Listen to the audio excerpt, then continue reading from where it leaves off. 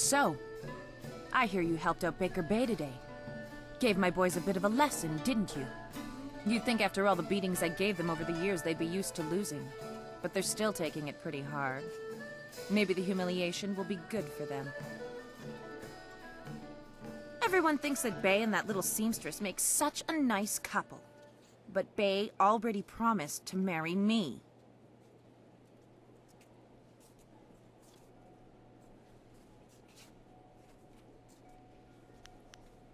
No, I bet he didn't. Wouldn't want to go around telling people how he left me high and dry, would he? But the fact is, Bay promised to marry me long before that seamstress batted her brazen little eyes at him. He didn't even have the decency to tell me himself. Even now he'd rather get beaten up every day than face me, or he sends someone in his place, like you. I may not be a delicate little flower like Lon, but I don't want to run this gang forever. Someday I want a husband, maybe a little house, kids too. Bay promised to give me all that. He promised to marry me, and now he's trying to weasel out of it. But a promise is a promise. I won't forget that, even if he tries to. Yeah, okay.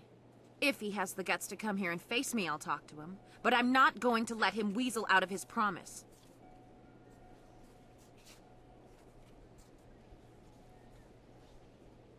Lan, what are you doing here? I figure we better get all the secrets out, Bay. If Lon's going to marry you, she should know what kind of man you really are. She said there was something I need to know, Bay. What's going on? What is she talking about? What? Bay, how could you? I didn't.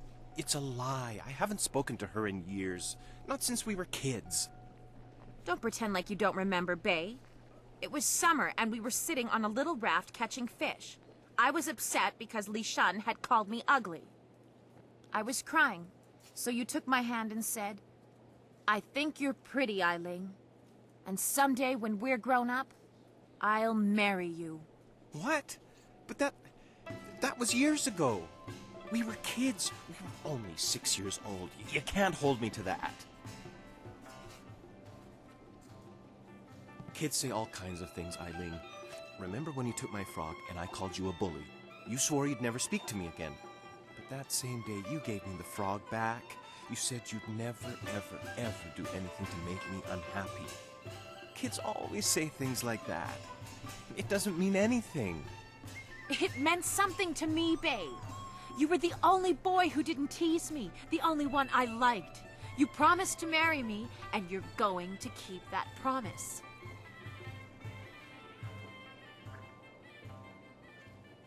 Well, yes, I did say that. But that was when we were still friends. Now he pretends like he doesn't even know me. He's changed. Yes, but... well... you're right. I know you're right. Bay's right. We were just kids. I guess I can't hold him to his promise. You win, Lon. Bay is yours. If I had more, I would gladly give it to you. But my family isn't rich. This dowry is all I have. Please, take it with my thanks. After all you've done for us, now you are letting Lan keep her dowry as well? Your generosity knows no bounds. I'm overwhelmed. You've done so much for us, and we've given you so little. Wait, I know. We will name our first child after you to honor your memory. I'm glad everything worked out for you two, and I'm sorry, Bay. I don't know what came over me. When I heard you and Lon were getting married, I just snapped. It's okay, Ai Ling. I hope things work out for you. Come on, Bay. Let's go.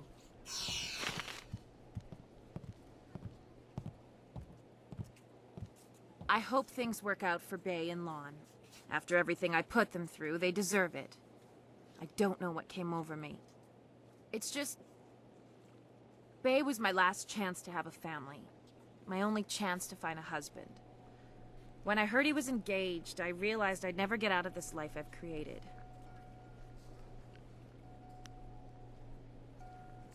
What respectable man would ever want to marry a girl like me? Even the lummoxes in my gang would only do it because they're afraid of me. This town is short on eligible bachelors as it is. I mean, there are a few guys out there I know of, but none of them would be interested in me. I have a reputation around town, and having my boys beat up Bay didn't help any. Any half-decent man would probably run if they saw me coming. Huh. You really think you can pull this off? Tell you what. You find me a decent husband, and I'll make it worth your while. My, business ventures have been very profitable. But don't think I'm desperate enough to settle for just anyone. I've got my standards. And I'd have to meet him first, of course.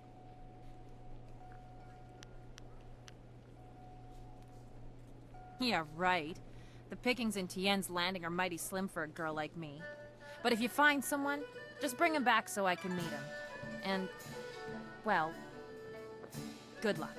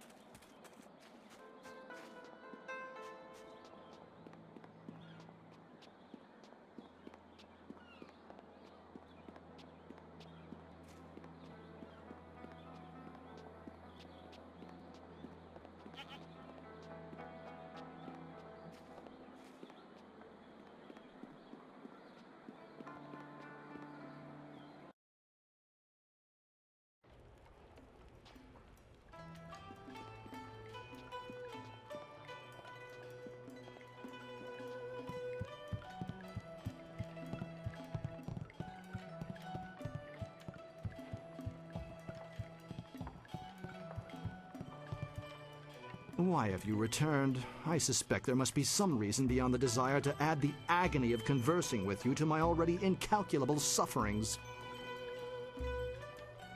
I confess that I am eager to find a woman of genuine intellect and class. However, I have long given up hope of finding such a bride in this all-too-provincial town. Ai Ling? Surely you jest! The infamy of that woman's gang leads me to believe she is barely above a beast, though I hear she is fair to gaze upon. I admit I am quite capable of bringing culture even to one such as her, and she is a stunning physical specimen. Perhaps you are right. It could be a worthy challenge to try and effect the grand metamorphosis on this ugly caterpillar. My reward may well be a gorgeous butterfly. Very well, I consent to a meeting with Ai Ling herself. Take me to her, that we may move events to their ultimate conclusion. Greetings, fair maiden. I see accounts of your physical beauty are quite accurate. I only hope the less flattering traits attributed to you are less so. You sure like to use big words, don't you? You trying to make me feel stupid or something? Precisely. My copious vocabulary and cunning linguistics are ample evidence of my superior intellect. Or maybe you use big words to compensate for a little something lacking below the belt. Are you under the erroneous belief that impugning my manhood will somehow entice me into a proposal?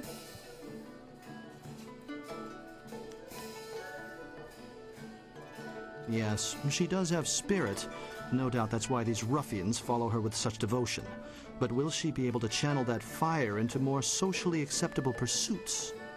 Look, I know I've got a bad reputation, but I'm looking to make a clean start. It won't be easy to change, but I'm willing to try. I suppose I can't reasonably ask for more than that, can I? Perhaps this union has potential after all. You know, I think we should get to know each other a little better. In private.